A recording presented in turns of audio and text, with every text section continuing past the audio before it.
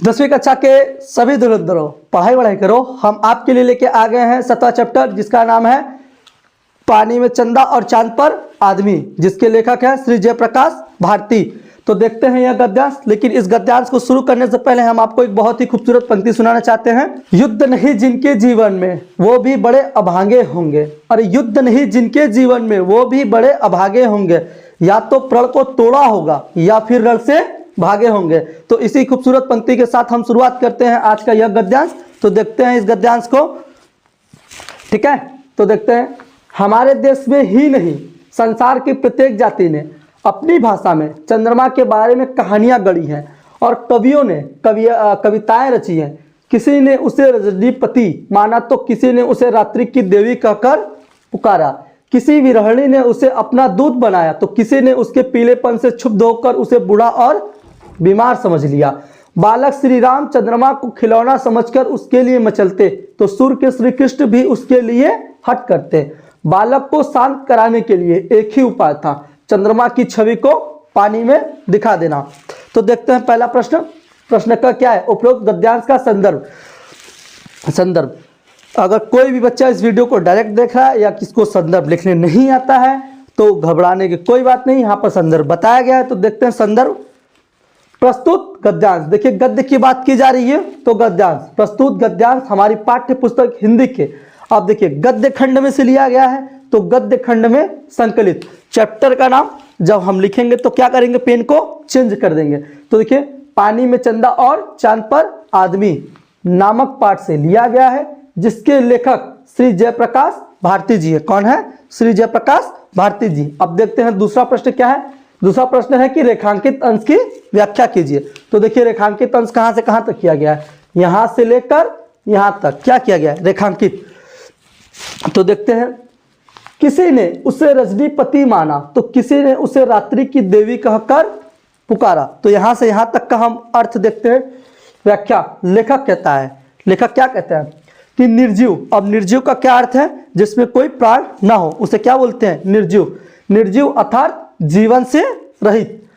चंद्रमा को कभी किसी कवि के द्वारा रात्रि का स्वामी माना गया तो किसी कवि के द्वारा रात की देवी कहकर पुकारा गया, ठीक। तो देखिए यहां पर किस क्या है, किसी ने उसे रजनीपति। अब देखिए रजनीपति का क्या अर्थ होता है?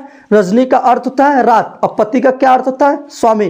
तो वहीं पर इसका अर्थ क्या बनाया गया है कि जीवन से रहित चंद्रमा को कभी किसी कवि के द्वारा रात्रि का स्वामी माना गया, ठीक। यहां तक तो हो गया। अब इसके आगे की जो लाइन है कि तो किसी ने उसे रात्रि की देवी कहकर पुकारा, ठीक।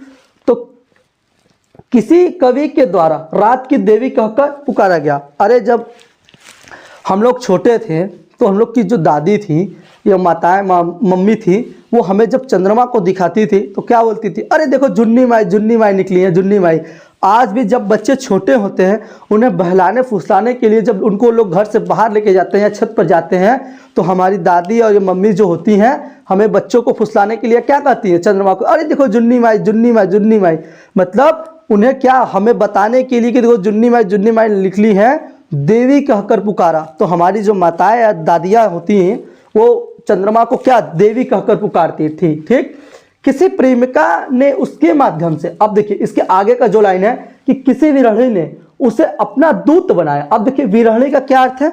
विरहणी का अर्थ है प्रेमिका, प्रेमिका या नायिका, ठीक। तो यही इसका अर्थ है, उसे अपना दूत। अब देखिए दूत का क्या अर्थ है? दूत का अर्थ है कि संदेश देने वाला, ठीक। अब संदेश देने वाला जैसे कि पहले के राजा हुआ करते थे, जब युद्ध के लिए कोई दूसरी सेना आती थी तो क्या होता था कि वहां पर पहले दूत आता था, राजा को संदेश देता था कि राजा युद्ध करे या ना करे, वो उसको सुनाता था, उसके बाद फैसला जाए। जो संदेश लाने का काम करता है उसे क्या बोलते हैं? दूत।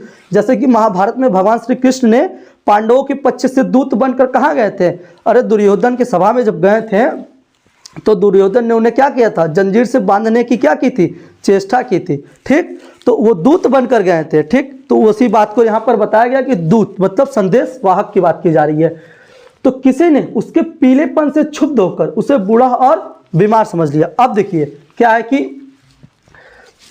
किसी प्रेमिका ने उसके माध्यम से अपने प्रेमी को संदेश भेजा, ठीक। अब देखिए क्या है कि जब चंद्रमा है उसके माध्यम से किसी प्रेमिका ने क्या किया, अपने प्रेमी को संदेश भेजा। जैसा कि इसके अगले वाले चैप्टर जब आप पद्यांश पढ़ेंगे तो उसमें एक चैप्टर है, उसमें पवन और राधा रानी के बीच एक वार्तालाप होती है कि पवन राधा रानी पवन से क्या कहती हैं कि हे पवन, पवन के माध्यम से अपने प्रियतम श्री कृष्ण को क्या करती है, संदेश भेजती है। तो वहीं उसी प्रकार समझ लीजिए कि यहाँ पर जो प्रेमिका है वो उस चंद्रमा के माध्यम से अपने प्रेमी को क्या कर रहा है, संदेश भेज रहा है। तो किसी प्रेमिका ने उसका पीलापन देखकर उसे बीमार और कमजोर समझ लिया। तो देखिए, अब पीलापन देखकर उसे बीमार और कमजोर समझने का क्या अर्थ है? अरे जब कभी कभी हम लोग चंद्रमा को देखते हैं तो देखते हैं कि वो सफ़ेद नहीं होता है और उसकी जगह वो क्या होता है, कभी कभी हमें पीला दिखाई देता है और बहुत ही अर्धचंद्राकार आकार में दिखाई देता है। तो वहाँ पर हमें उस कभी कभी उस प्रेमिका ने, जो प्रेमिका थी, उस चंद्रमा को क्या समझ लेती है, बूढ़ा और बीमार समझ लेती है। इसका अर्थ यही है, ठीक।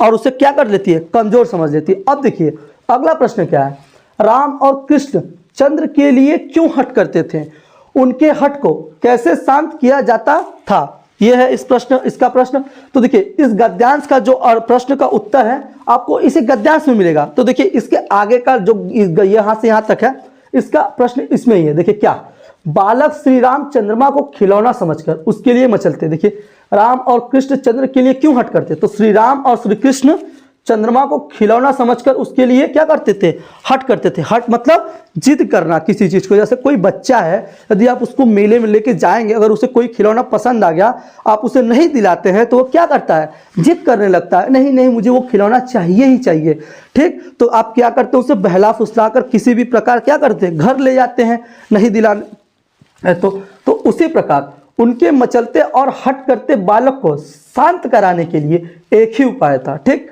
भगवान श्री कृष्ण और भगवान श्री राम को हट करते देखकर उनको शांत कराने के लिए एक ही उपाय था, क्या, कि चंद्रमा की छवि को पानी में दिखा दिया जाए। अब चंद्रमा ऊपर है, अगर हम किसी थाल में यदि पानी को सजाएं और उसमें चंद्रमा की छवि दिखा दें तो बालक को क्या पता कि वो चंद्रमा है वास्तविकता में, वो तो उसकी परछाई है। वो उसे देखकर क्या हो जाता था, मनमुग्ध हो जाता था और उसे देखकर खुश हो जाता था, ठीक है। अब इसी हम आपके लिए लेके आएंगे अब पद्यांश का एक नया चैप्टर। गद्यांश तो सारे खत्म हो गए, अब लेके आएंगे पद्यांश का एक नया चैप्टर जो कि बहुत ही महत्वपूर्ण होगा। जय हिंद।